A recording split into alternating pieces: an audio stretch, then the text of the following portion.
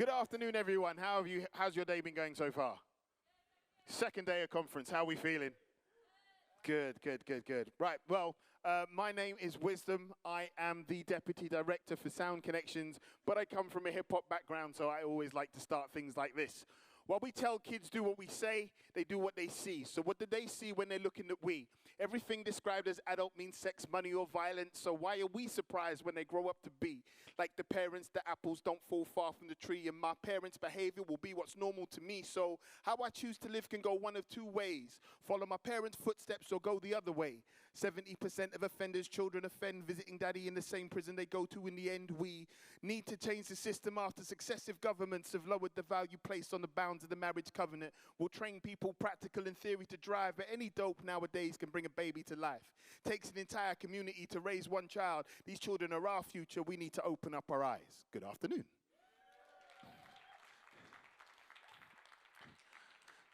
So I am what I would describe as a child of hip-hop culture, and as a result, it's very much molded my outlook on the world. I was in a hip-hop group for 17 years, which a big part of that was going into schools and educating young people around the issues of gun and knife crime, and it really helped open my eyes that the music expands beyond just being famous and the power that music has to connect.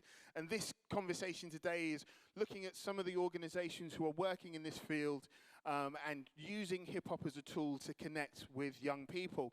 And it's important to mention that when we kind of think about hip-hop, I tend to find that a lot of people start with this kind of image in their heads of Grandmaster Flash back in the day. And it then kind of moved forward to this kind of image in the 90s when things got a bit famous and a bit scary. And then we moved into this kind of image later.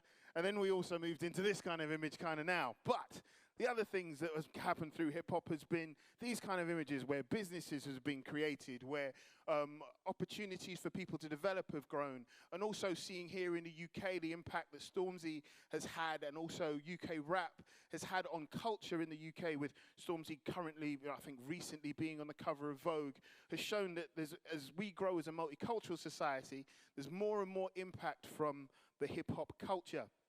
And it's, with everything else I said about hip-hop, when it was first brought together in the 1970s, the whole idea behind it was peace, love, unity, and having fun.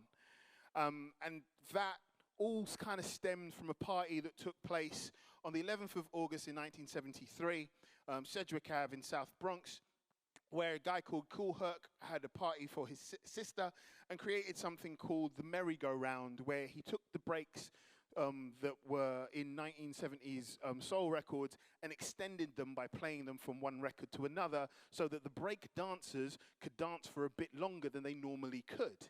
And that is how the essence of hip-hop actually started.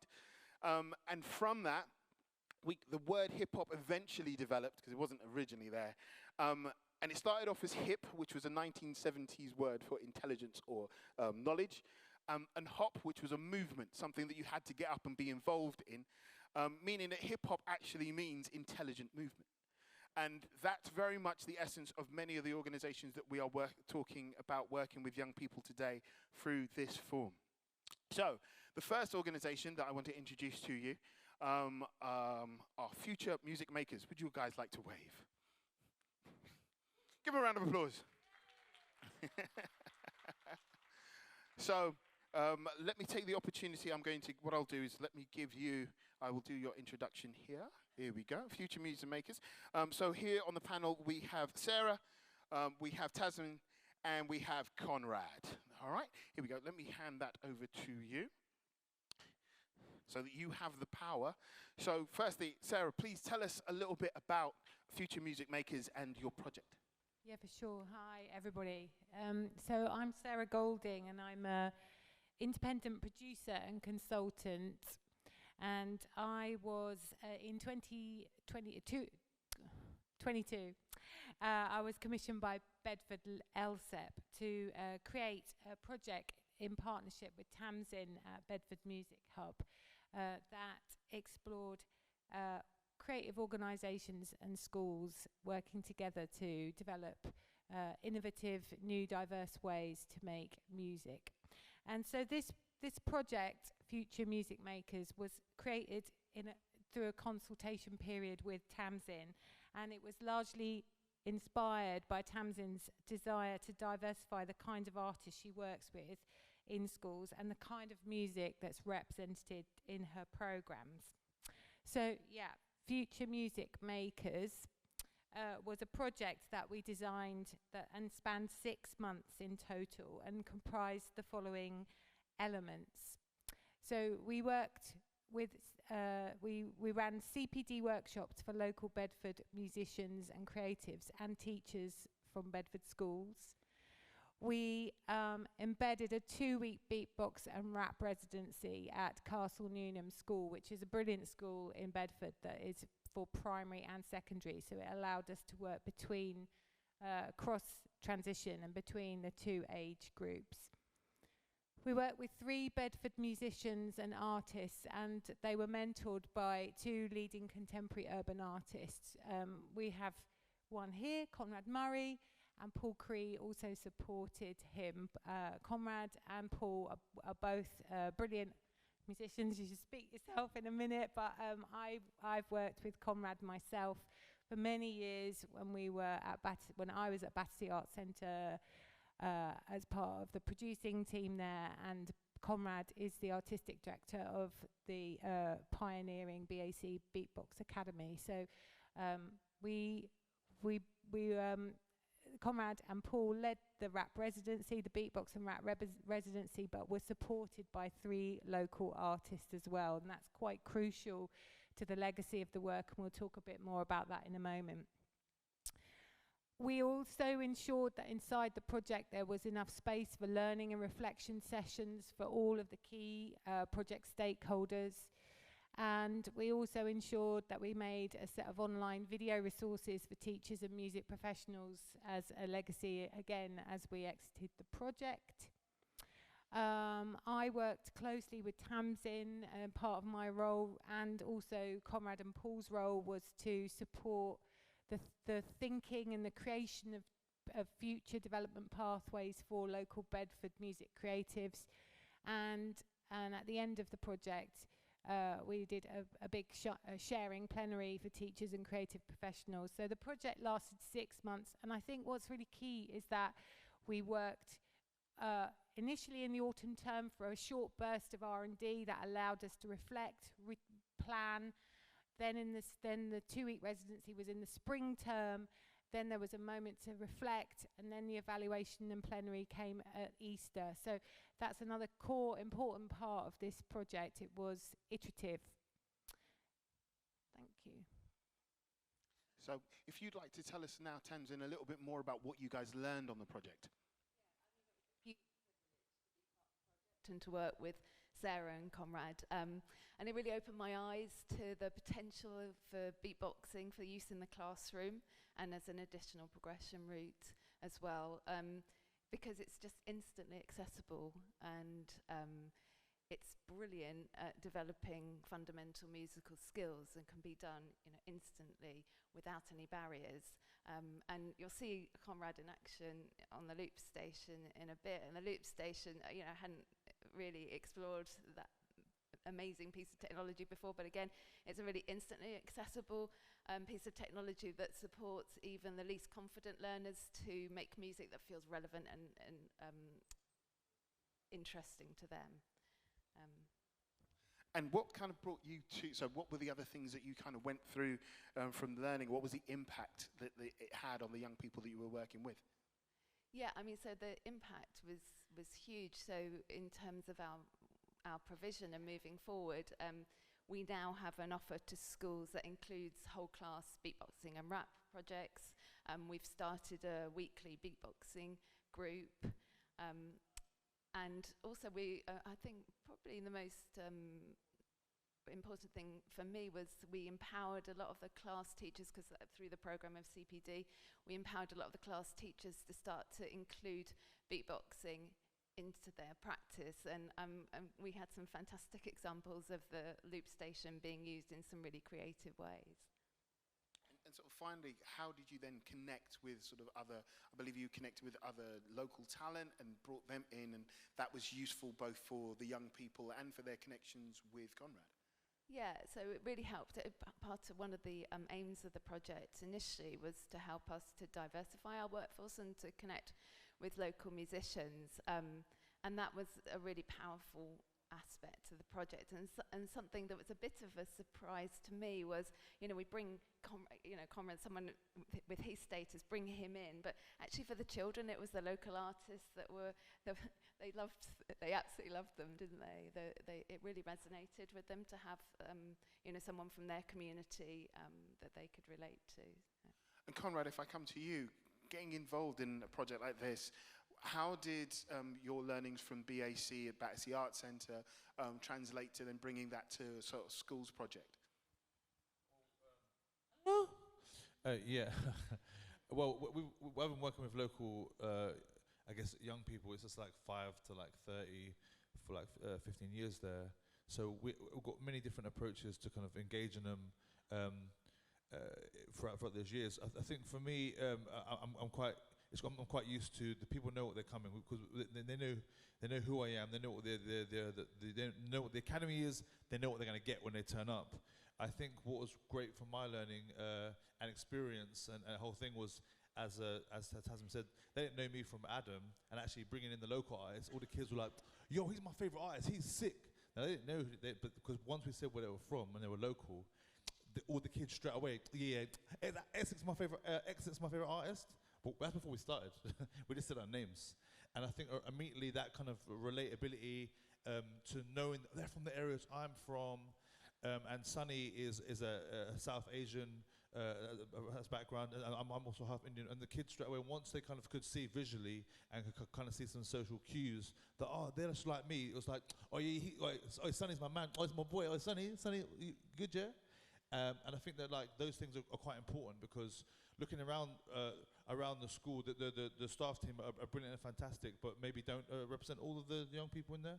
So it's about what we're offering, and also like when we say hip hop, it means all those things: knowledge, culture, the kind of the people on the periphery, giving everyone a voice, and everyone being involved.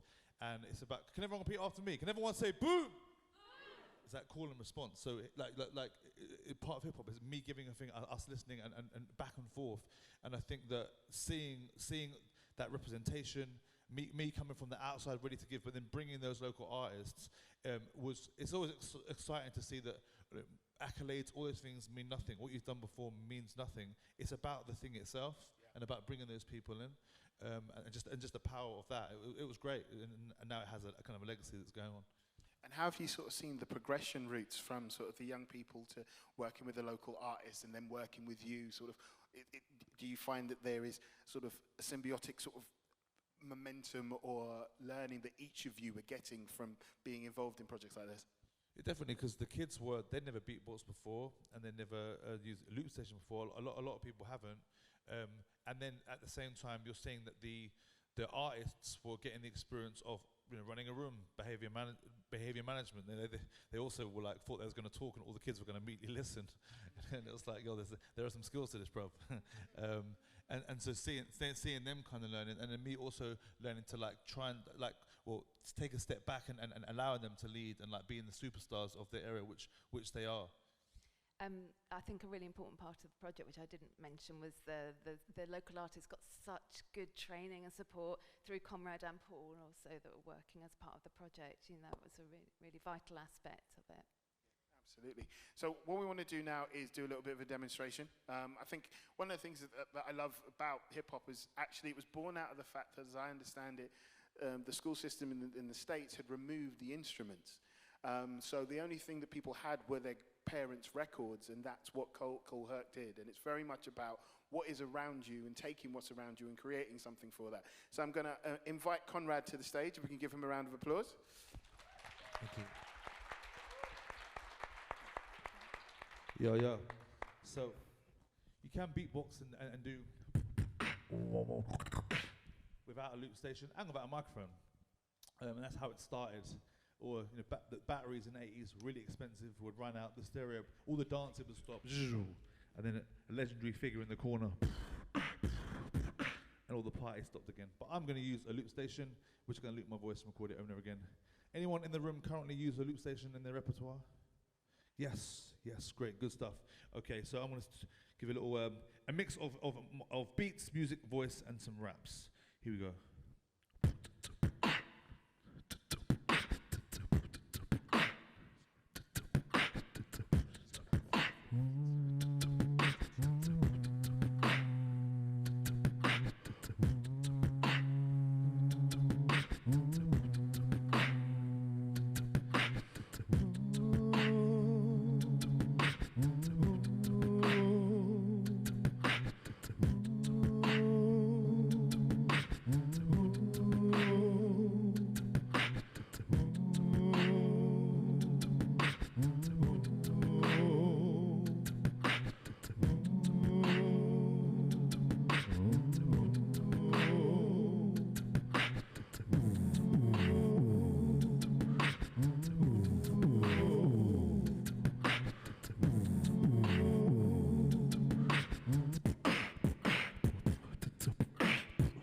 They don't know how it is, they don't know how we live, they don't know how we love, they don't know how we give. They say we're nothing, they think we ain't nothing, that we don't learn nothing, we don't get the chance to earn nothing. They say we're feckless, we ain't the people with all the money acting reckless. Change the goalposts constantly just to test us. The only time they came onto our estates is when they came to arrest us. Listen, they say we're lacking aspiration, but most people in poverty are working hard, blood, tears, perspiration. They make their money sitting on their arse. We made our money making things, but that's the thing of the past. R.I.P. the working class, they're the haves, but we're not the have-nots. We're the chavs, and our humanity been lost. They know the value of nothing, yet they notice what the cost is. Don't know what the loss is, no more milk for the foxes. They know the value of nothing, yeah, sure they notice what the cost is. Don't know what the loss is, no more milk for the foxes. Keep us in boxes.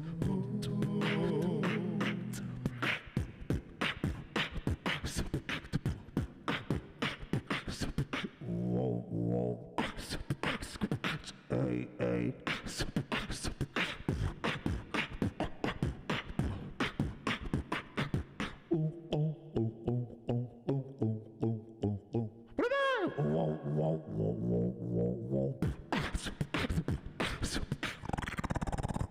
Thank you very much, yes. Do you want to come up with? Ladies and gentlemen, Conrad Murray. Cheers, thanks, Wisdom. Cool, so I'm now going to introduce our next project, which is a rap and literacy project coming from here in Southampton. So if I can introduce onto the stage, this is Nia and Rob Bradley.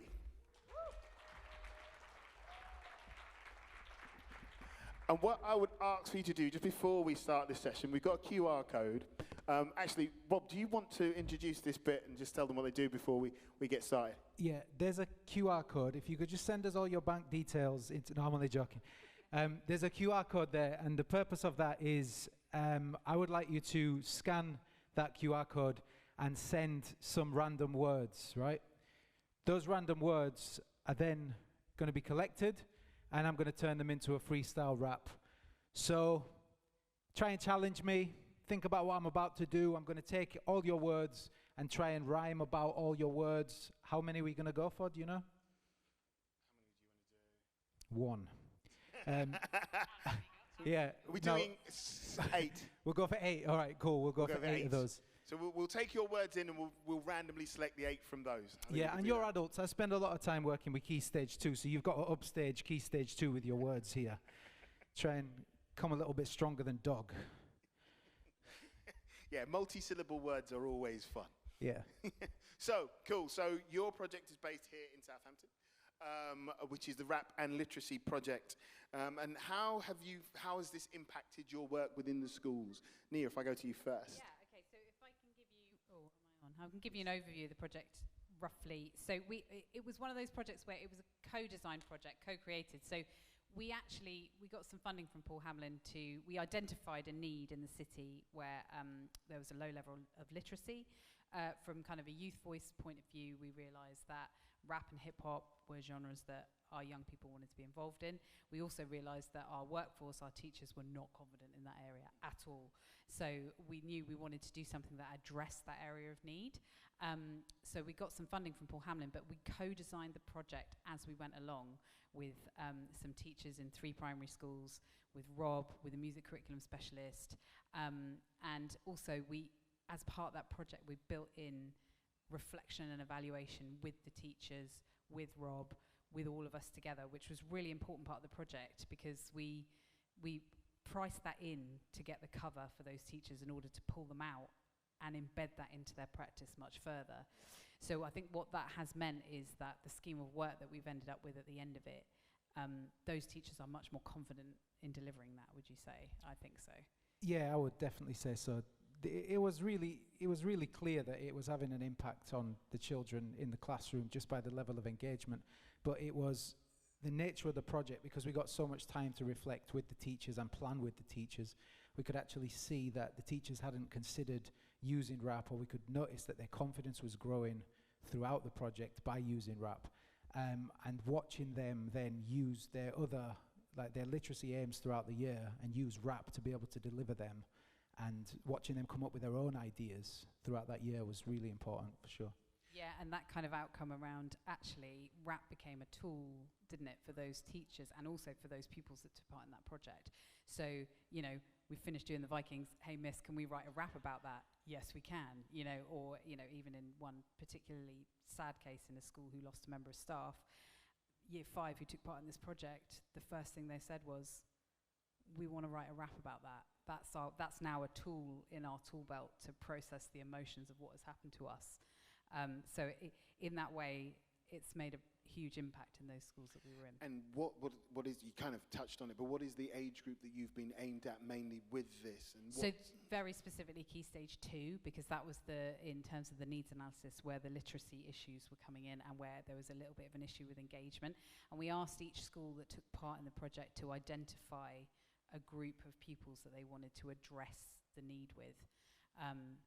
And yeah, we took data and all that kind of stuff afterwards, and that was great. There was increased engagement. You know, there were unexpected outcomes for teachers around, like, for example, poetry in the literacy curriculum can be quite dry, and it gave them a really creative way of addressing that. And, you know, kids who would normally not even come into an English lesson would sit down and write 32 bars, which include figurative language, metaphor, you know, all those things that they couldn't get them to hit previously. Was that a surprise to a lot of the teachers? Very much so. Yeah. Yeah, definitely for the teachers, yeah, I think so. And also that barrier, I think, that was there for those teachers, that they were worried about doing something inauthentically. But actually, through this project, the young people brought their culture to them. It was relevant to them, personal to them, and the teachers were led by that. So doing it that way round rather than the other way round. And what were some of the outcomes that you found in doing the project? Some of the ones that you expected and some of the ones that you didn't expect. Yeah, for sure. Some of the ones that I expected to see this, because there's a facilitator who works all over the country, and I expected to see like high engagement, because rap has that amazing way of cutting through and getting people excited, and if you present it in a particular way, the children are going to engage. So I expected to see that. What was really interesting about this project was it was delivered over a year. So I always wondered about maintaining that engagement and that interest throughout the year, but we definitely had that. And some of the impacts that I didn't expect were largely because of the individual stories and the individuals we met along the way. It was the degree to which the sessions impacted them. There was children in there who started off the year very low on confidence, very low on literacy, and by the end of the year, they were front and center, a microphone in their hand, moving around and leading other people in their class. So it wasn't just about engagement, it was like they had transformed their role in their classroom or in their school, and consequently in their life, through having a tool and a vehicle for self-expression. So it was all about degree for me. It had a lot more impact than I thought, being able to work up close with those children over a longer period of time. And what's been the legacy of the projects now after running it? What are the other things that you are doing? So, I mean, in the schools that we were in, they still deliver that curriculum, which is brilliant, and it's embedded. There are, you know, one of them, for example, has its own rap club. One of them has an area in the school where kids can go and write lyrics to express themselves at break time and lunchtime. We run Saturday morning rap sessions in our studio, which is open as a progression pathway for those kids. You guys would have seen Tommy this morning, who goes to those sessions and works with us. So there's that kind of boots on the ground stuff. There's also the plan in the future is to take this wider. We've got a scheme of work that we've written as part of the project, but it's very much that scheme of work needs to fit the need in the school that it goes into. And we identified that there's further training. For example, if we did it again, we would train the whole school staff, not just one year group, so that the whole school takes it on. And also, the really key thing for us would be to bring local rappers and artists into that, and for Rob to work with them, to bring them the confidence to be delivering, you know, so there's a lot more that we would like to do with that to take it wider, because this was just a pilot project. And have you seen routes that you might take this into secondary schools as well? Absolutely, yeah, absolutely. I think that would work really well. So we're going to get you to do a little bit of a demonstration in a minute. Hopefully you've done the QR code and put in your words. From your point of view, what is freestyle? It's easy for me to say, oh, you're going to freestyle. What is that, and how did you develop that as a skill? It's got a special spicy brain, is what I say. A special spicy brain. It's a bit of a contentious issue, the word freestyle, I think, because when rappers have a spare verse, or they put a verse over a different beat, other than the one that they've officially recorded over, they often call it a freestyle. And that's where the language has gone, and that's where it seems to have stuck. But it's really important to differentiate the kind of freestyle that we're talking about here. This is freestyle as in improvisation, as in making it up on the spot. The free aspect of this is, yes, I don't know where I'm going. I have no idea where we're going to start or where we're going to end up. The style aspect is making it look good and convincing you guys that I do know what I'm doing, and I don't.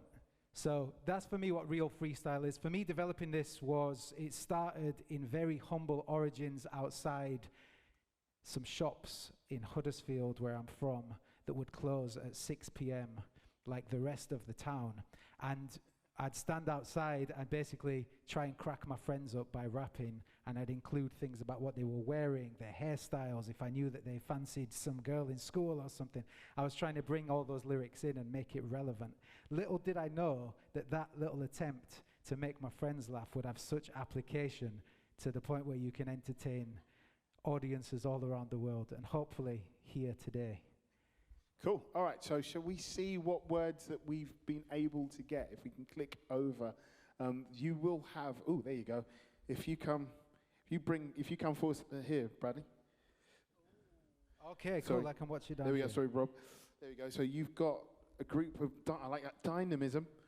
We said Someone 8. always pulls out orange because they think they're funny. So what I'd like to do is I'm going to call back Conrad for this. So we just have a bit of a round of applause for Conrad. Smashed it earlier. Nia, thank you. So there you go. So I'm going to leave you in the hands of these two gentlemen for the next couple of minutes and see how we can get through our words. All right, cool. You ready? Yeah, I'm good. Yeah. Okay, I'm not alone in this, by the way. Don't think you're safe just because you're in the audience. It goes like this. Listen, when I say free, you say style. Free. Free. When I say free, that's when you say style. Free. Free. Look, freestyle. I'm going to do a verse. I hope you don't think I'm going to use all of these words. I might skip a few if I don't like them. This is a freestyle, bro. I don't write them. Listen, standing on the stage for a standing ovation. Confused, I got discombobulation. But look, this is how this just goes. You give me these random words and I have to flow. I got one moment to drop one rap. You hear Rob rap, I'm here with Conrad. And yeah, I want the cap. Listen to me today. You gave me all of these words and I have to obey. Okay, I just do my thing. Take my throne and I prove I'm king. When I'm sitting on this, yes, it's nice to be in the audience, nice to listen while I do my dexterity and dynamism with my flow. This is how it goes, man, I'm proper good.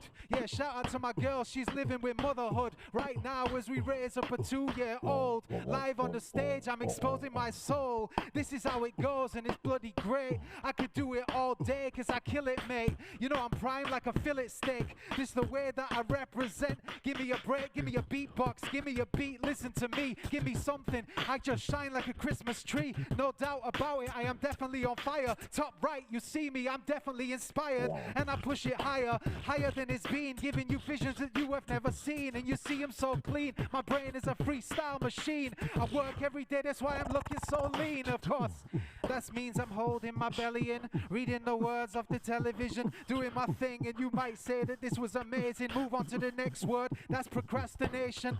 Cause I'm just putting it to the side, now you have a chance. I'm displaying these words, it's extravagance. I hope everybody is glad that I'm here. Came in the room like boom, that was onomatopoeia. Yes, I do this so brilliantly. This is a beatbox and rap, it's a symphony. And it's just me, switching up all of these rhyme schemes with hip-hop. I flip-flop and eat some ice cream. Of course, then the flavor was fudge underneath the ice cream. Make sure the flavor ain't sludge. I don't want to eat that cause that'd be a bad taste. Don't throw me shade, no lampshade. I want the light, bright lights where I'm standing. I ain't gonna stop till the whole place is dancing.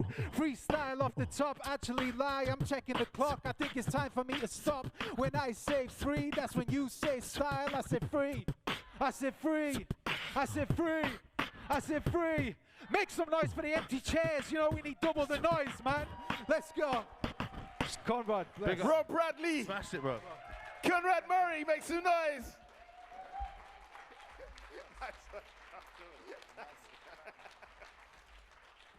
Okie doke.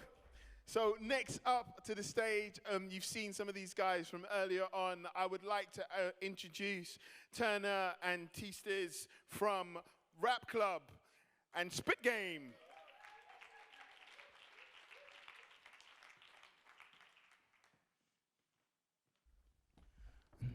Hello. Hey, fellas. Hi, people. Cool. So tell us a little bit about how Rap Club started. Right.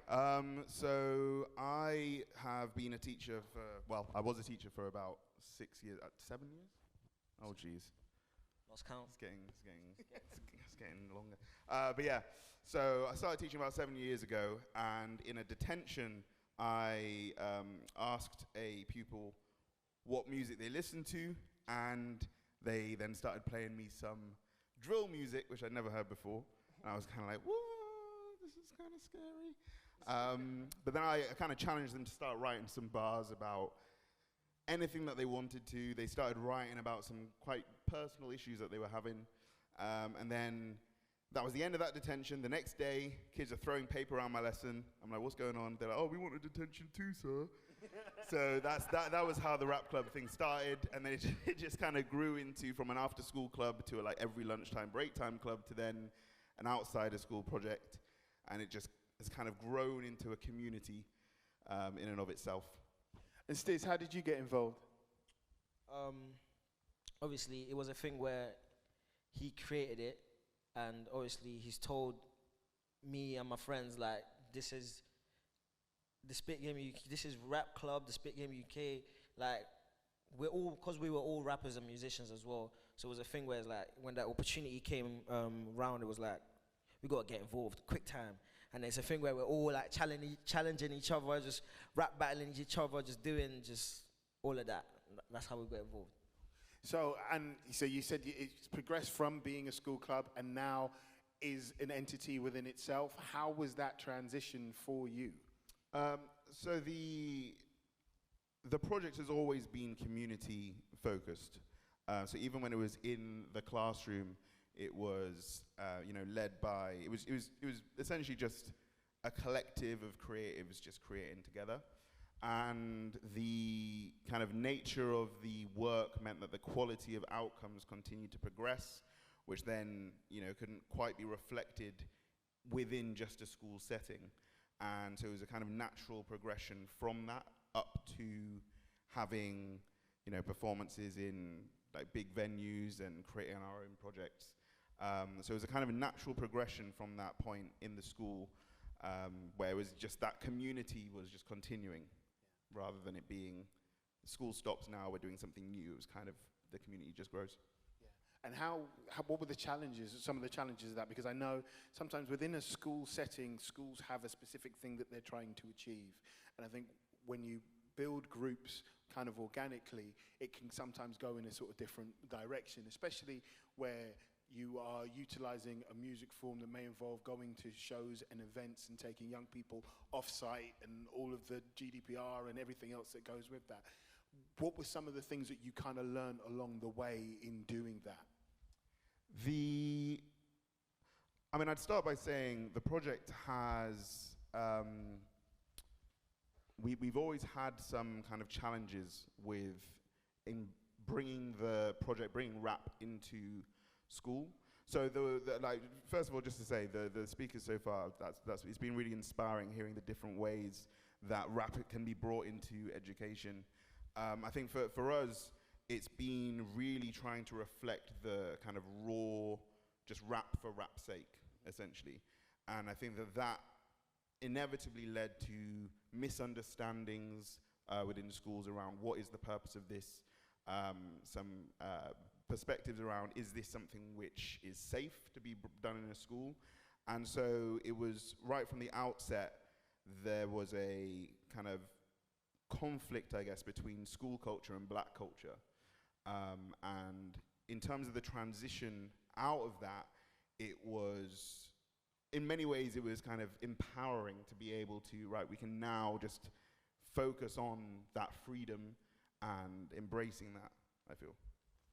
And how has it helped sort of the artists, and I come to you, Thesis, on this, how has it helped as artists to be able to have this community almost behind you as you're sort of moving into careers? Because this is now, people are getting signed, albums are being made, people are talking to industry. It isn't just a school project or even a community project on its own.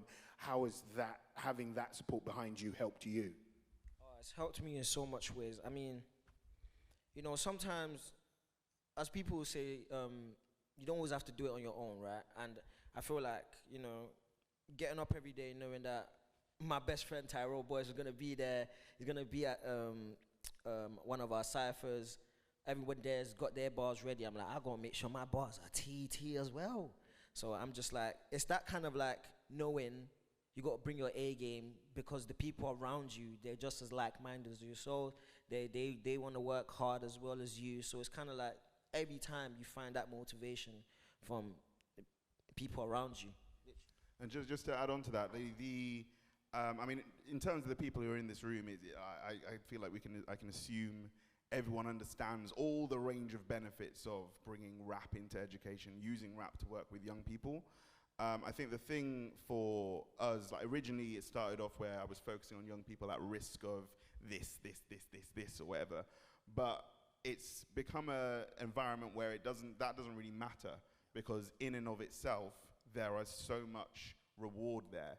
And from a community perspective, there's so many young people who want to have careers in the creative industry, or just want to have, something which makes them money. And there's so many routes that you can make money from the industry.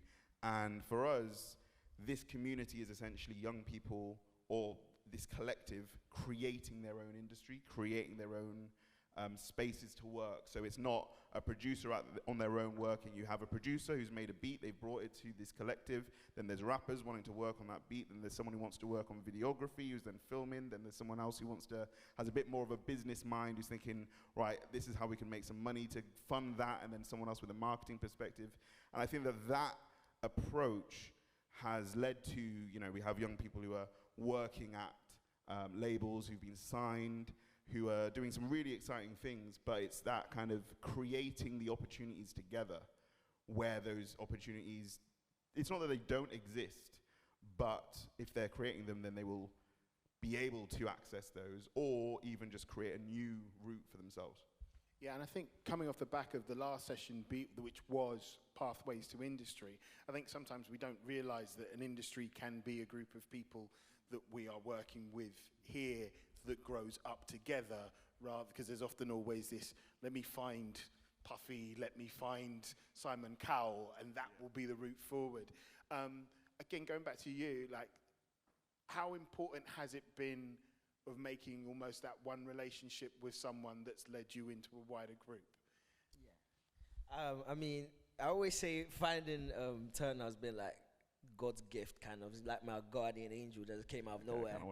I mean, because I feel like, you know, I feel like in this industry is a very tough place to be, especially as a young person, because you're kind of entering a world you don't really know too much about. And for me, I knew nothing. Meeting Turner is teaching me about how the industry is, connecting me with lawyers, like and it's a thing where it's like, you can't really know people's intentions without being with them like 24/7. Being with him 24/7, I know he's doing it because he believes in me and believes in what we want to achieve. So it's like we're both partners in working towards this. So like I'm glad every day I found this brother right here. You know what I'm saying? Just want to pick up on something there, though, as well, because obviously lots of people here working with young people who aspire to work in the industry, and that kind of having that support there. There are young people who are posting material online, which is exactly what they should be doing if they're trying to access a career, but a lot of them do not have, you know, someone who can guide them with that. They might be involved in some of the projects which people are leading here, but they don't necessarily have that support. And what's happening is they're getting approached by people just on Instagram who are saying, I'm a lawyer, or I work for this label, etc. We have a member of our collective, a girl who is 17, I think she's 17, who was approached recently with a terrible contract and was about to sign it if it weren't that she was just like, oh, let me just check what Turner thinks of it. Then I got a lawyer in front of her, and they were like, run! But that's an instance where there's someone there. And I just kind of, I guess an ask for people here to consider, if we are supporting them with the skills, how can we also safeguard them when they're going into the industry? Because there's so much risk, but there's also so much reward if it's done right. And this is where I think it's a really important role for youth workers in that sector, because I think we don't often think of younger artists as young people from an industry point of view. They're just younger artists. Yeah. Whereas actually they're probably, you know, RD's 22, 23. Yeah. They aren't, even artists that are well known and out there aren't necessarily that much older than some of the youth groups. I think someone was telling me that Blasian Baddie is only 21, 20 at the moment. So it is important to have that support around. How do you think that youth or youth workers can more be involved in bridging the gap between this is us coming from maybe a school or education or informal education setting, and here is us sort of helping to enter into the industry and working with clients, taking people to shows, those kind of things? Yeah, for me, it was something where, you know, I'm not a rapper at all, not a producer, can't do anything with it. Okay, yeah, he's laughing. But it's true, I can't do anything. I can play some keys, that's my extent. So I was coming with no understanding from an industry perspective, and I think for me was that openness and learning. So for example, one thing that kind of changed my whole perspective was understanding that you don't actually have to pay for a music lawyer, and you shouldn't be paying for a music lawyer as a upcoming artist. It's actually that's a relationship which you can then build without that kind of financial element. And as soon as I started understanding that, it became so much easier for me to be able to support and learn from conversations with those individuals. But I'd say, for me, especially if there is a focus on excellence with any young person who's trying to enter industry, I'd say there's a responsibility to also have a sufficient understanding around safeguarding that entry for them. Absolutely. And what are your plans for the future? I know that there's a couple of artists I think that have put stuff out. Where are you looking to take this? Well, I mean, we've got a couple. Well, I've got three here. So this is T Stiz. Check him out on all socials. LMR he's currently filming me and he's waving. But each of them individually, Sharak as well over there, they're all releasing their own material. They're all developing their own plans. Sharak's actually got a really exciting manager who's very embedded in the industry. So it's supporting each of them in different ways, some of them in a very intense way, some of them in a more kind of supportive. But as a collective, like I was saying, it's been led by the collective the whole time, and we're now, we're making films, as well as music projects, performances, and it's all just been led by what creativity the people in the collective want to be doing. So yeah, we've got a whole range, but it's like don't know which thing's gonna end up being what we do like next week. But what we've actually evolved into is kind of managing artists, and also we're now a registered acting agency as well. So it's been a very strange path for me where I've just been led by what it is that these guys want to do. But it's been really, really rewarding, and it means that we are now in a situation where we are both within education, but very much understanding and embedded within industry to be able to navigate that jump. Excellent. Can we have a round of applause for these guys? So Turner, if you stay for me, I want to introduce to the Turner. If you stay, thanks, Tees. I'm going to introduce Kenny, and I'm going to bring back to the stage Sarah and Rob, I believe.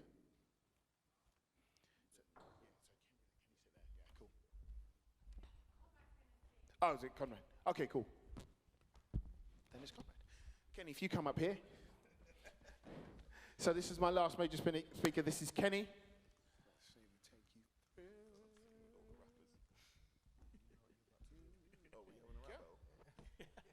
Help, I've just been rap battle attacked by... Cool, so Kenny, tell us a little bit about your background, how you've been involved in this, and how you're looking to support other organizations. And then we'll have a little bit of a chat between us about our experiences. Okay. I came to the UK probably about 25 years ago now, with my music group at the time. We did the work we did, yada, yada, yada, and we'll talk about that if we need to. But I ended up getting into doing a lot of work with organizations, music services, music hubs, et cetera, around the country. Working from primary schools to YOIs to PRUs to HMPs to, again, music services, yada, yada, yada. And to make a really, really long story, rather short and simple, after doing the work for so long, it felt like there needed to be a more effective method of doing what all of us are doing and what I would assume a lot of us out there want to do, but perhaps don't have the means or the resources to do. So I spoke with Music Mark and Yusuf back there, holla, and approached him with an idea of putting together a project that would work with music hubs and services and organizations around the country to train their staff to do what you all are doing, what we do on one-offs around the country over and over again. These organizations, your organizations already have the staff, the resources, the human resources, and the people who have the passion and commitment to do it, but perhaps not the skill and the knowledge yet. So the project would be threefold. We would come in, we would help to identify what staff that you have, including local artists. Again, because the primary, kind of the most important part of this is sustainability, human people sustainability, and being able to do it over and over again without the one-offs of people coming from outside. So we would do learn about hip hop culture, much as you've been doing today, kind of giving us the background on how it evolved, major movements, et cetera, et cetera. We would then do it. We'd be Sorry. You see people like, oh, what's that? We would then do it. So you'd be making beats, you'd be writing rhymes, you'd be performing. And then we would do our final component, which would be curriculum, helping you to learn how to teach what you've just learned about and done. So that's kind of it in a nutshell. And yeah, so I guess part of the point of coming here today was to speak a little bit, see some people, gauge interest, and then move forward from there. And what do you think, from your point of view, what have been some of the challenges maybe for some of the organizations that you've worked for in developing programs around rap and hip hop culture? Resources, like just physical, we don't have a PA system, we don't have microphones. We have 1 or 2 local artists, but we don't know how to give them the training so that they feel comfortable in leading workshops. We have a lot of young people who are interested in this, but we don't feel, I guess the word is, what was the term you just, an authenticity. They don't feel that they had the social capital. You know what I mean? Which I think is, that's a longer discussion. To do something like that on their own, regardless of whether you, yeah. So I think those probably are the major ones, kind of a feeling of confidence, the inability to train up the staff that in the local town, they do know that can do it, and just lack of kind of physical resources. And from your point of view with putting these kind of projects together, what are specific barriers that once you've got into a school and once you are sort of working with people, are there any specific things that are much easier to overcome than maybe sometimes people think in their minds?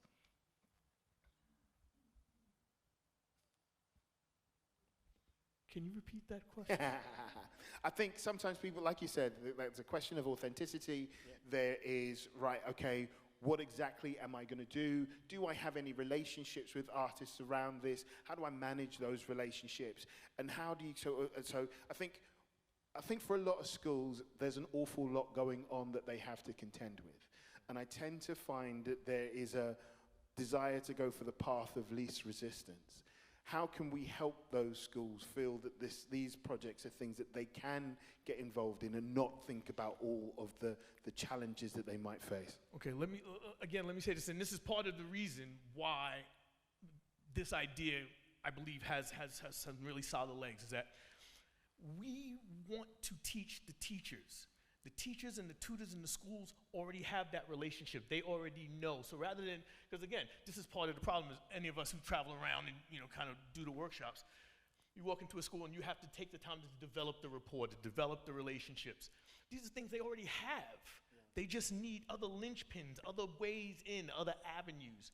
So I think the thing that is easier once they have it is making these connections. They can do it. They can do all of the trainings. They can do it. They just need that pathway, and they need the confidence to follow that. So if I just bring in some of the other guys. So Rob, for example, I know you were talking to me before about a gentleman called Sonny, I believe, in the local community you were in. What was the relationship with them?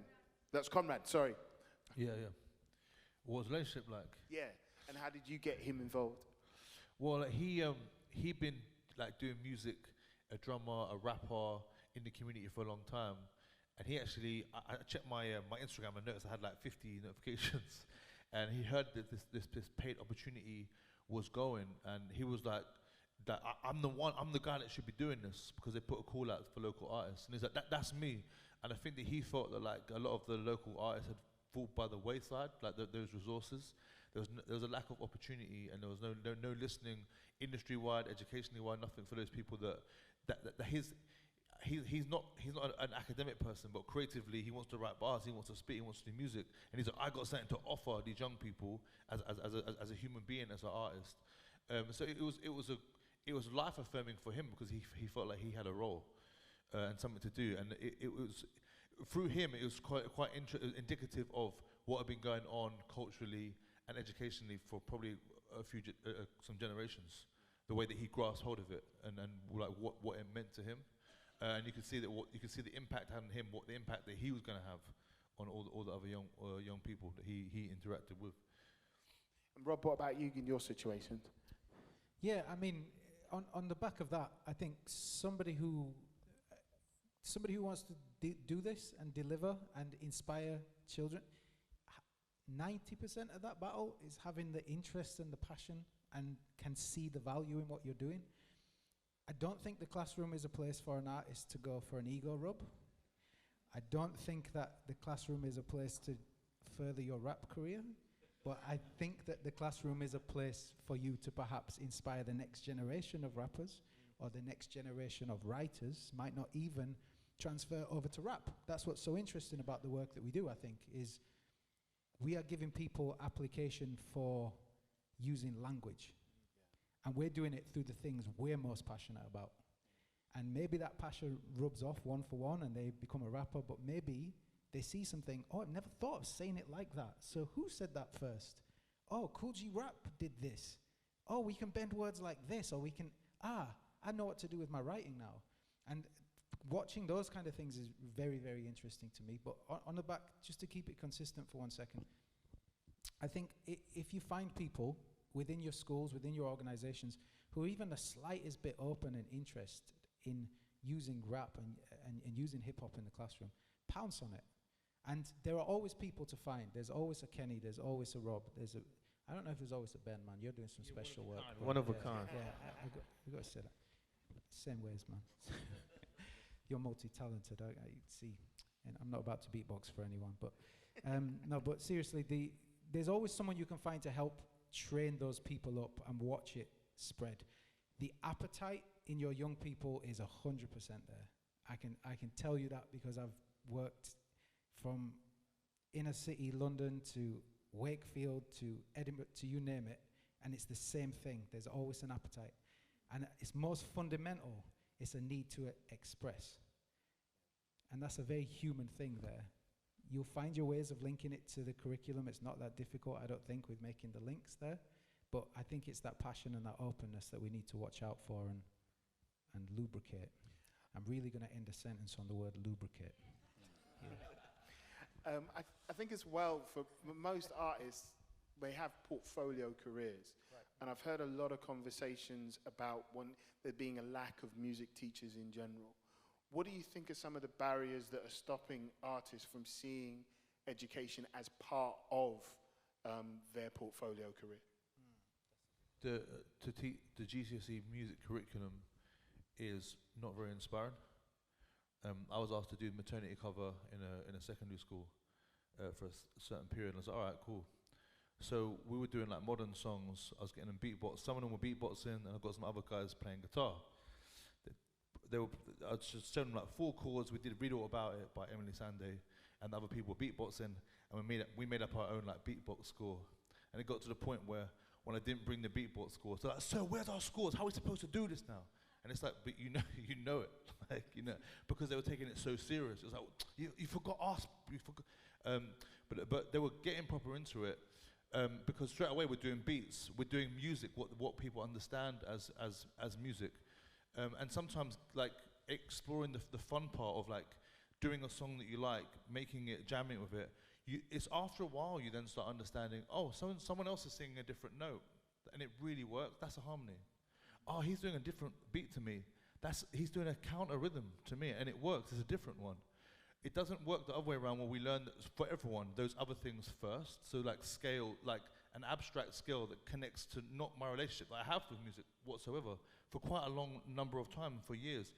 The guys that were playing chords and playing songs and singing along quite quickly could do a lot more than the guys that had lessons for years who had learnt a few scales, an abstract scale that doesn't relate.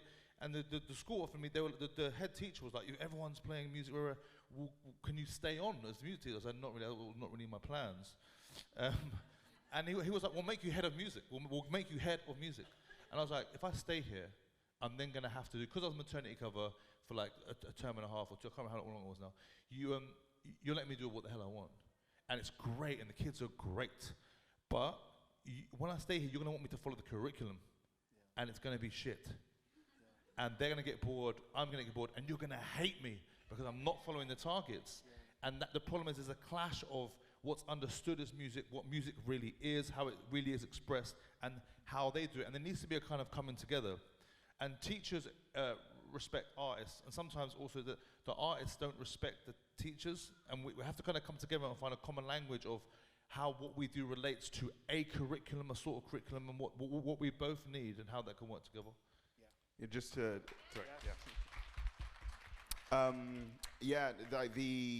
I think, because obviously I've led music departments at a few different schools, so it's been ones where, you know, I was the only head of department, one where I led a team of 2, and then one at a music specialist school where I had a team of like 14 people, which was a completely different experience.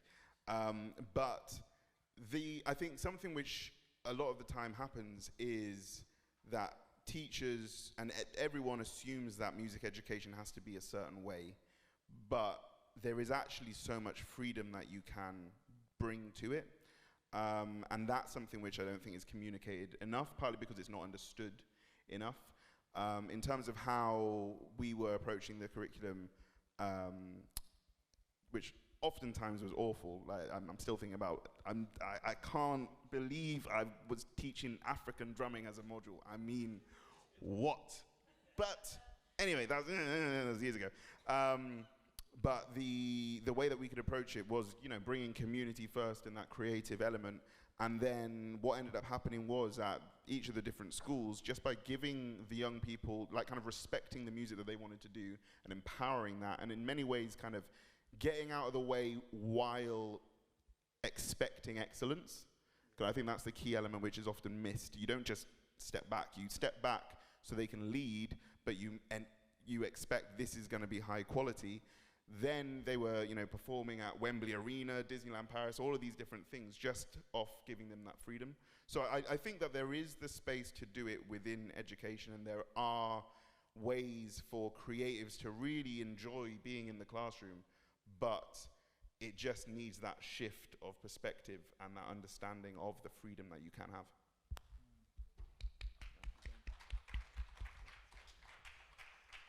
So how can we utilize this new change in the way that the music hubs are working to further embed and connect with organizations like yourselves, to be able to sort of bring different elements? I think I'm coming into this world myself relatively new, and knowing that there is a real historical and legacy relationship with orchestra, and I think sometimes it feels as though it's either we have to fight against that rather than with it. How can we blend these quite different art forms together, in your opinion?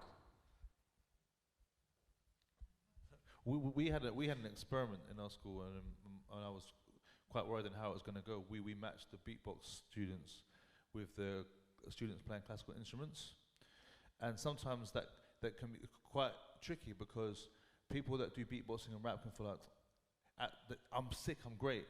Meet a pianist in the room and they shrivel up because they know real music. So I wondered how it was going to go, but they were so confident in the beatboxing that actually it put them both at a test, because we were looping and improvising. The people playing their instruments, it was what was it? Was it a pianist and someone else? Saxophone. And actually it was their time for these two students in particular. It was great for them to test their timing, because they realized, wow, you lot's rhythm is down. And actually, like we used to playing just together, so we're doing relative time, relative to each other, the notes, but it's not on the beats. And it's bring them together. You can see that they both realized, you're sick, and I'm kind of sick too. Like, and we're coming together, we're going to create it together. I think that was a great experiment. That can be tricky sometimes, because again, like I said, sometimes it can be like, oh, you know, someone's got a guitar and they can know all these mad things. What do I know? And it's like, we do know, and that's why music works together. That's just like, you know, I think collaborating with those forms, and not saying, because rap's amazing, and it goes with all those other forms as well. Do you know what I mean? It's not like a silo, like we're better than them. It's like we're as good as them. Around, because I think you were asking around, you know, how assumptions around, you know, a orchestra bringing in other. I'm worried I'm going to say something controversial, but who cares? I say it every now and then. That's kind of the point. So I think, first of all, youth voice is something which is not valued enough. Like with me, I'm still not used to, I still write emails as we and our company. It's just me and these guys. That's it. We don't have any other people involved.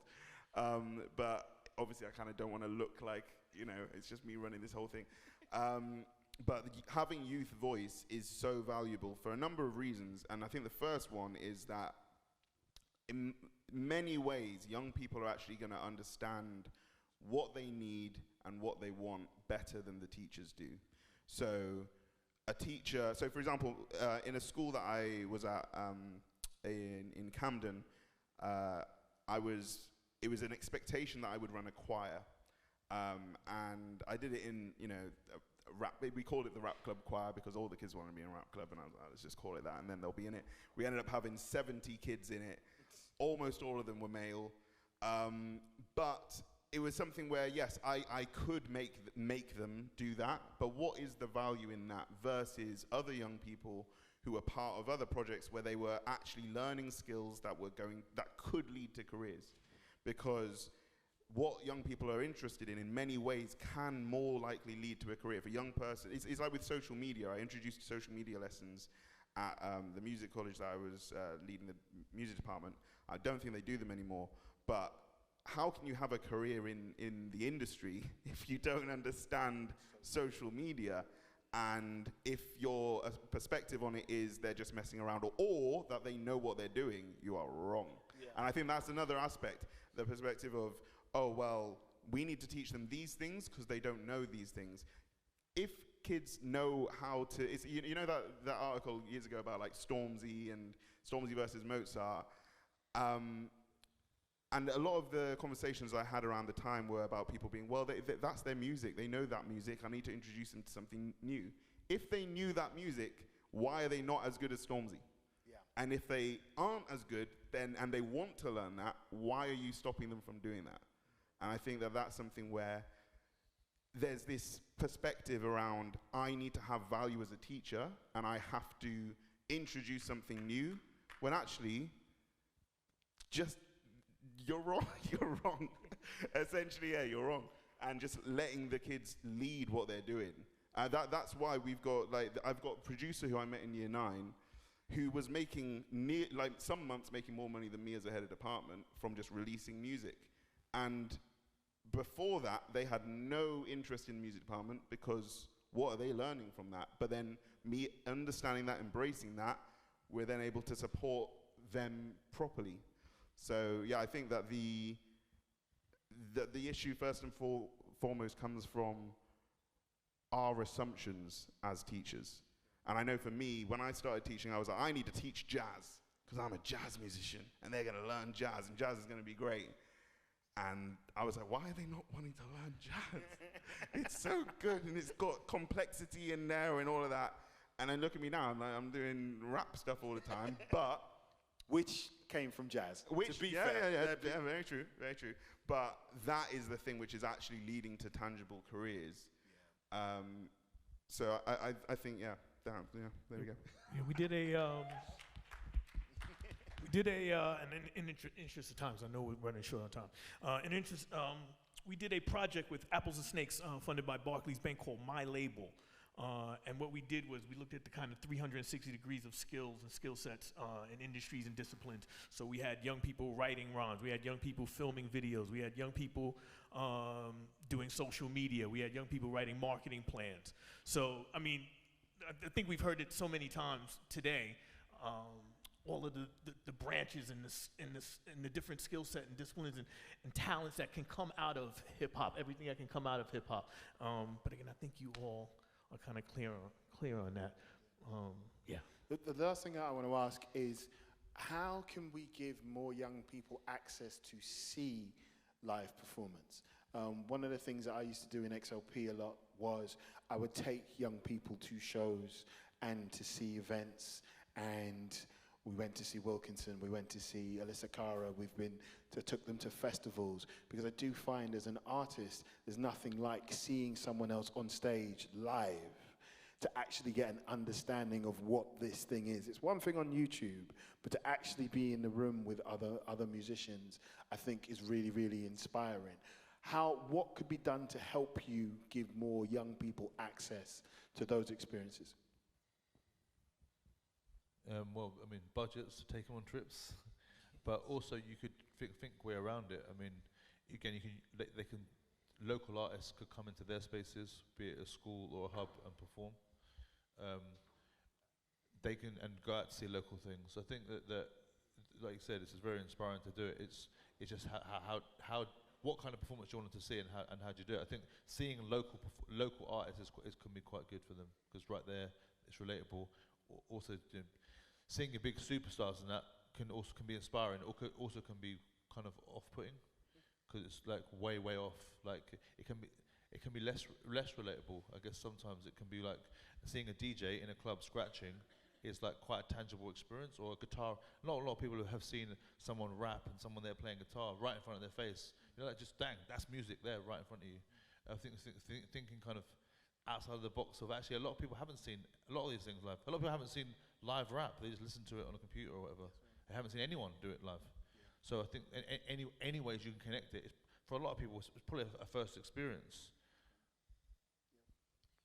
This won't surprise anyone, what I'm about to say, but where you lack the budget to take somebody to a show, or if it's difficult logistically because it's getting people in a club or whatever, getting people into the school can definitely be a different alternative for that. And just a slight bit of effort to try and contextualize that show, what you're about to see, what you're actually seeing. Speaking from experience, when I go into a school, I always try and do at least the freestyle in an assembly so we can try and get an environment that feels like live music. And then I'll often engage in conversations that they'll often have questions, young people, about breath control or how you're holding your microphone. These are the last questions I would have anticipated, but it's all going on up there because it's what have I just seen? I need to work that out. So that's what I try and do personally on my delivery, but I also encourage schools to just bring a band in for an assembly. And just throwing an alternative in there, just go to the practice room or the corner in the playground. Like I feel you don't always have to look outside. There's so much creativity in schools which is just not valued. And then I remember I was walking in the playground at one of my, actually this has happened multiple times, teachers being like, oh, they're over there doing something not great. You go over there, the creativity and the bars, the rhythms, the just people banging things, like there's music and performance there. And in many ways, I feel just embracing that and being like, you know what, I'm going to let you do that and elevate what you're doing. They can learn from each other. And on that, like, are there enough platforms in schools to showcase the talents that the young people actually have?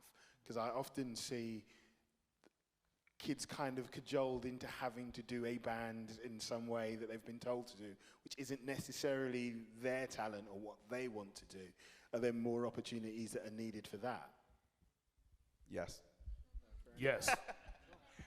I mean, yeah, I mean, again, there was a time where the rap club that I had at the school were significantly discouraged, if not practically banned from performing due to just perceptions around that music. Whole other talk, which will be taking place later, now I'm joking. But won't go into all the specifics there, but I think a big part is that there is this is the image that we want to have as a school, instead of just being like, your image is your kids. So let them be that image. Right, we've got about 5 minutes left, and I wanted to offer it up if there were anyone that had any questions that you would like to add to the panel. There you go, sir. Cool.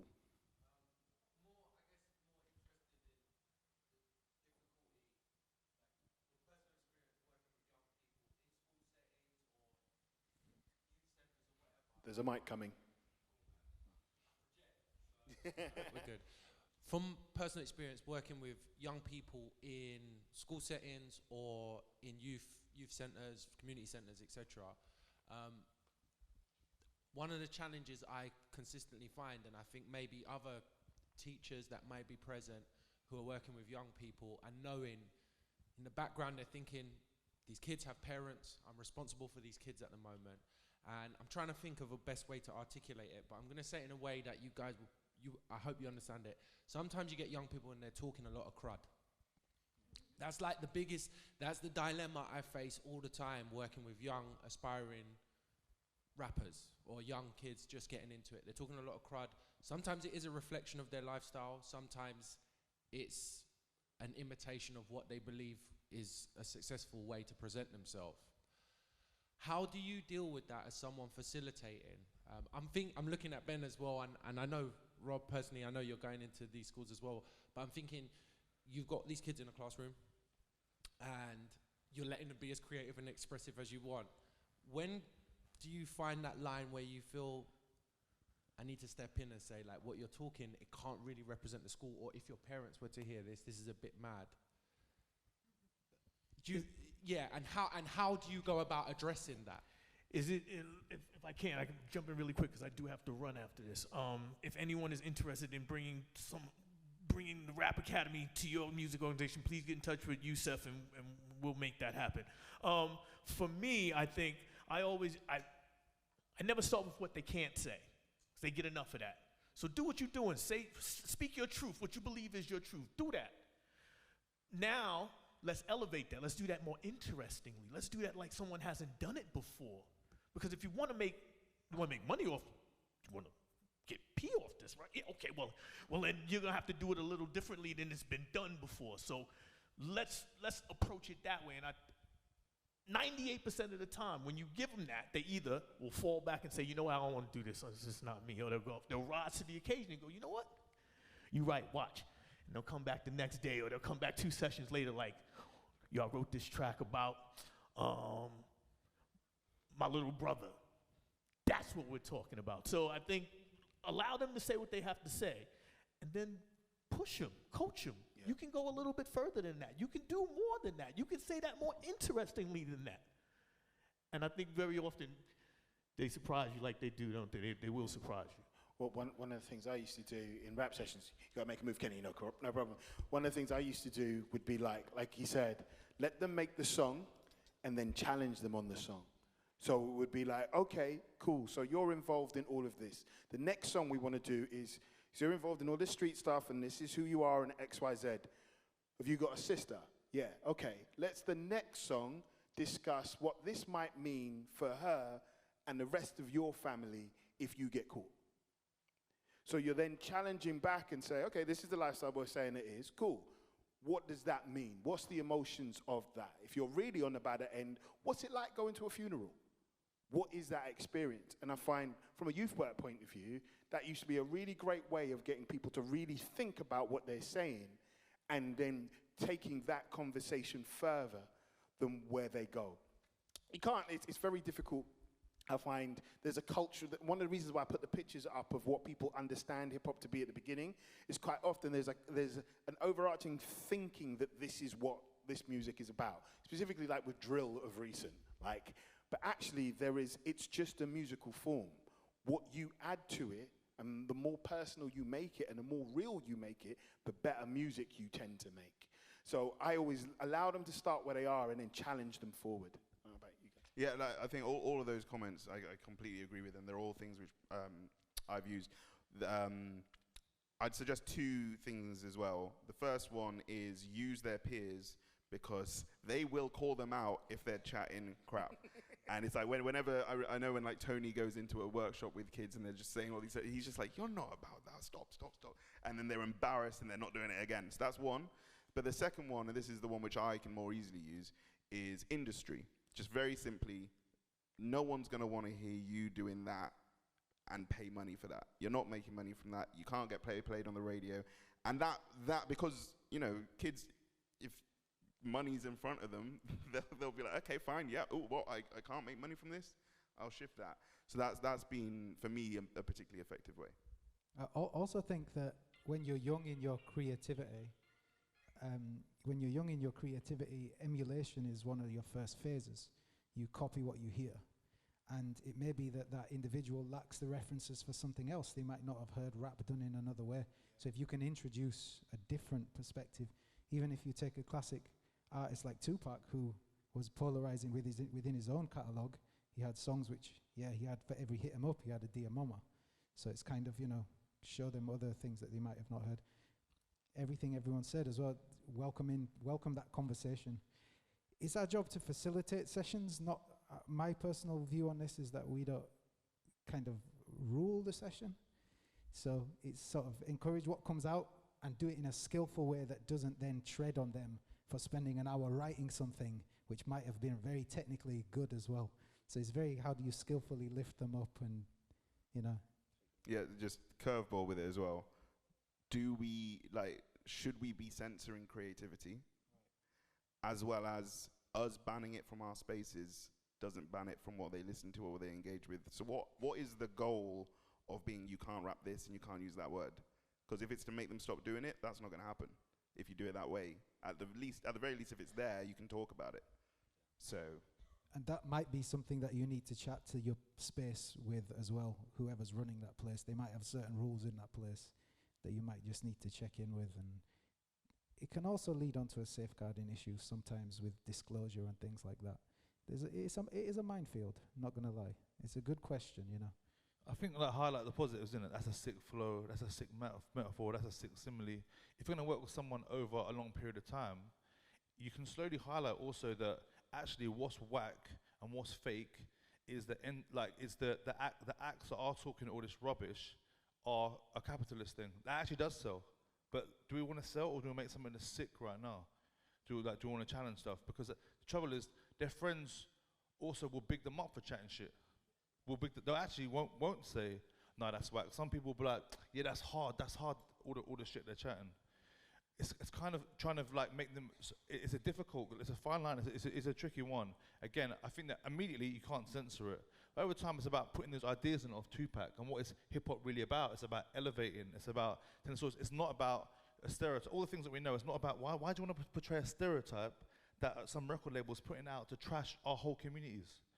But this is a long game, you know, it depends how long you've got with someone. I think it's such a great point. You can't censor at first.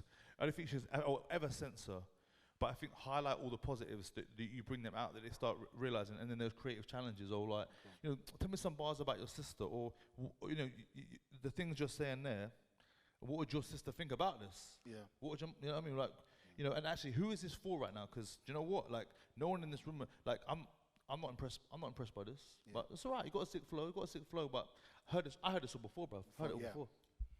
Cool. And I think we're at our time. Thank you ever so much for everyone being here. If we can have a round of applause for the panel, Future Music Makers, Rap Club, Rap and Literacy, Kenny, Music Mark. Thank you ever so much.